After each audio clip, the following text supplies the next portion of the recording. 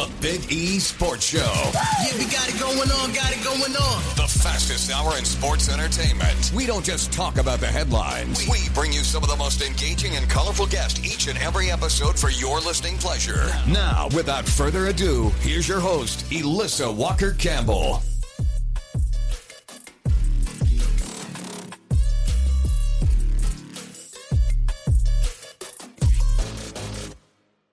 Hey, Elissa Walker Campbell with you on the Big E Sports Show. Indeed, it is week 8 of the college football season and a number of big games that we have our eye on. We are always so thrilled when we welcome back one of the most respected voices in college football. That is Jerry Palm. He is a national writer, playoff analyst for palmbracket.com. Jerry, it's good to have you back on the show. Oh, thanks for having me on. Well, we are now deep into October, and this is where things really start to take shape. The playoff picture is coming into focus, and contenders are separating themselves, and some surprise programs are rewriting their stories. But I'm going to lead off. Let's talk about Ohio State. Can their defense carry them to another national title? Absolutely. I mean, Ohio State is, they're one of the most consistent, reliable programs. Ohio State's in it every year. They've got great talent. They've got great coaching. There's a lot of, continuity for a program that loses guys to the NFL more than they do to the transfer portal. They've got a machine going there. And there aren't a lot of programs like that, but you can count on Ohio State being near the top of college football pretty much every season, for the foreseeable future. Well, what do you think separates this year's Buckeye defense from what we saw just 1 year ago? You know what? It's the same schemes. They've got great players. They're just some different guys, but they've always got guys waiting in the wings. So I don't know that there's something unique or different about this defense other than, they've got a great scheme, but they have great talent, and there's no substitute for great talent. So they lose guys off of defense. They've got guys that are waiting in the wings to step into those roles. And so that's why Ohio State is as good as they are year in and year out, because just the sheer talent they bring in, whether it's recruiting or, if they have a specific need from the portal. Yeah. Here we are at the midpoint of the college football season. Just kind of take us through Ohio State's schedule so far. How battle tested are they at this point? And have they really faced an elite offense as of yet? Well, we thought they would. When they played Texas week 1, that turned out not to be the case. They will host Penn State later in the regular season, but now, Penn State's gone through a coaching change and Drew Aller's out for the year. And so that a lot of the luster has gone off of that game. It might be that their best test ends up being really, Michigan. Or Indiana, if that's who they play for the Big Ten championship. They played a regular season game last year. This year, that's not going to be the case. So they won't meet until the Big Ten championship if they both get there. So it's not quite as challenging as it looked like it would be at the beginning of the season, but that's not really their fault. You can only play what's in front of you, and Texas has disappointed, and Penn State has disappointed as well. Yeah. It is countdown to kickoff, 2:30 kickoff on CBS. Ohio State on the road to face the Wisconsin Badgers. How do you see this game playing out? Yeah, Wisconsin's having a really tough time.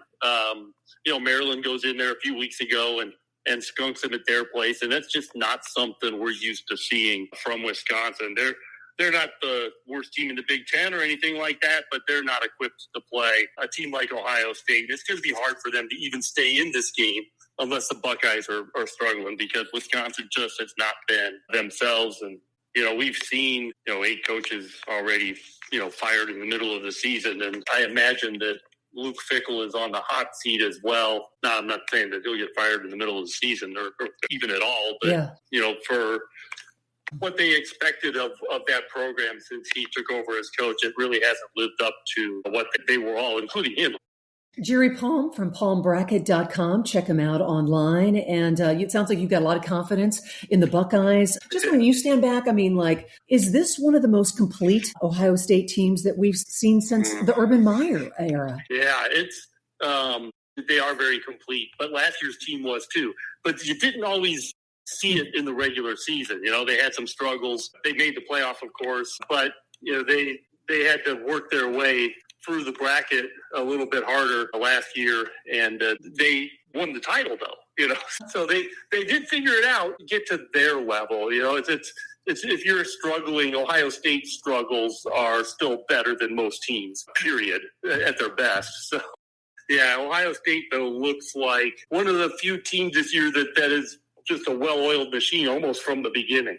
Okay, so we highlight Ohio State. We got to talk about one of the fascinating stories and surprise teams, and that, of course, is Indiana's rise. They certainly have proven that they are no fluke. Oh, yeah, no kidding. It's, they bring in Curt Cignetti last year. They got an influx of money into the program to not just hire him, but also attack the transfer portal and bring in guys that are really good players. They've been well coached, and it's just been remarkable. And I'm from Indiana. I went to Purdue, but I'm from Indiana. So the history of Indiana football isn't just, like mediocre. Mediocre would be good for right. What we're used to seeing from Indiana football. Yeah. So to see this level of Indiana football is really just hard to wrap your head around, but you got to give them a lot of credit because they made some great decisions and they funded the program properly. It's taken a while even for the fans to get used to this sort of level. But that win at Oregon this week is a real statement game. It's their best win under Cignetti. And it's the kind of a win that signals that Indiana is not just capable of winning a Big Ten championship, but they could actually win a national championship. And it's funny, they won their last basketball title in 1987. And This is still a diehard basketball school in a diehard basketball state.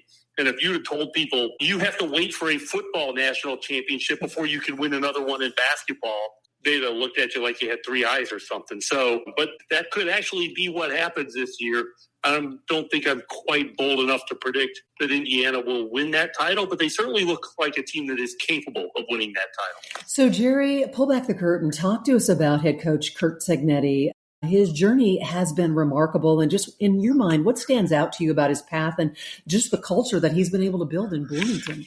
Yeah, he's a very passionate guy. But yeah, he got kind of a late start at head coaching, but he did a great job at his last stop, James Madison. And when you are as successful as they were at that level, schools will come looking for you and trying to find you. But he is brash and will, say whatever's on his mind and really makes no secret of what he thinks of his team. And he just inspires confidence, but he's also been able to go out and get the kind of players to play at this level. So, but it's good coaching, it's good recruiting, it's good financing to be able to recruit at the level that you need to be successful. And so it's a combination of things, but it's fun. He's a very outspoken guy. He talked about, it's been maybe a month since he said this, but going to continue to play bad non-conference schedules because that's what the SEC does. And so he's kind of like taking a shot at the SEC when in reality, the better teams in the SEC usually have at least one good non-conference game on their schedule. But anyways, but he's not afraid to speak his mind, and he's not having really too many troubles backing up his brashness. Yeah, he's a passionate guy, as you were talking about, just that emotional intensity. Curt Cignetti, do you think that this approach, us versus the world mentality, that this is something that can sustain and have success long term? Yes, it can. The question might be whether it happens at Indiana, because when you have this level of success at a school like Indiana, which is still a basketball school, there are still going to be programs with more money to throw around that might come after him that have even more resources than they might have at Indiana. The Penn State job's open, for example. That's if I'm the athletic director at Penn State, that's one of the first guys I'm calling would be Cignetti, because whatever resources Indiana has devoted to football, Penn State can probably do better. And Penn State will always be the top banana in terms of sports at Penn State. Well, let's segue and let's talk about the Franklin fallout. Could Penn State have handled this firing any differently, or was there just too much damage after those 3 straight losses? Yeah, well, and on top of losing those games, they lost their quarterback, Drew Aller, which means that there might be some more losses coming. It's a program that went from potential national title contender to complete disarray in the span of 2 weeks, really. It's really shocking to see. I always felt like the Penn State fan base in particular was never all that enamored with Franklin in part because he couldn't win the big game. But I guess, if you're losing to Ohio State every year, that's okay. But once you start losing to winless UCLA and Northwestern at home, that's a bridge too far. So it was an opportunity to change direction, which, I'm sure the Penn State people were hoping to never have to do. But it's something that I think fans wouldn't have minded have happened sooner. Anyway, so Franklin, this is an elite job in college football. They have great fan support. They have great financial support.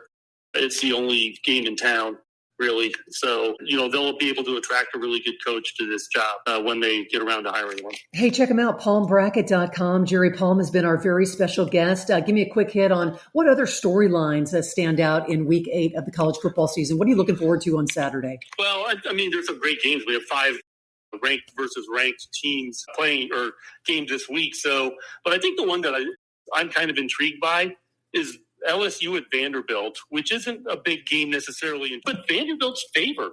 That's got to be the first time Vanderbilt's been favored against LSU since, black and white television. It's a real testament to how they got that program turned around. And they did so without, giving a coach time to do it. And that's been really good. Bobby is a great quarterback. LSU has trouble scoring, but they're an outstanding defensive team. But Vanderbilt being favored in this game is, to me, really the most newsworthy part of it, regardless of the outcome. But yeah, you gotta like what they've done at Vanderbilt in the last 2 years, especially to get that program to be competitive. Not necessarily for an SEC title, but with some pretty good teams in that league, and they're a threat no longer just to themselves. Well, does LSU survive an early 11 a.m. kickoff on Saturday? As long as the players haven't been out all night. That's right. They better not be. I'm pretty sure they aren't. Yeah, I like LSU. I just like their defense, and that's how they win is with their defense. Vanderbilt's gotten to the point where you can't say you'd be surprised if they won the game, and obviously the bettors have them as a favorite. Hey, give me a quick hit. Georgia Tech, is this the best team in the nation that nobody is talking about? Maybe, but I don't know. They're underdogs at Duke, and they have a chance to finish the ACC undefeated without playing Miami, without playing Florida State, without playing some of the big hitters in that league. But they've got to be able to win these road games, and Duke is as a slight favorite against Georgia Tech. I think is kind of giving the message that I think a lot of people feel about this team is we want to see them beat somebody better, but we have to wait for the ACC title game, and they have to get there first. Yeah. palmbracket.com. Give him a follow and check him out. And that, of course, is Jerry Palm. Good stuff, and enjoy week 8. Thank you, Jerry. All right, thanks.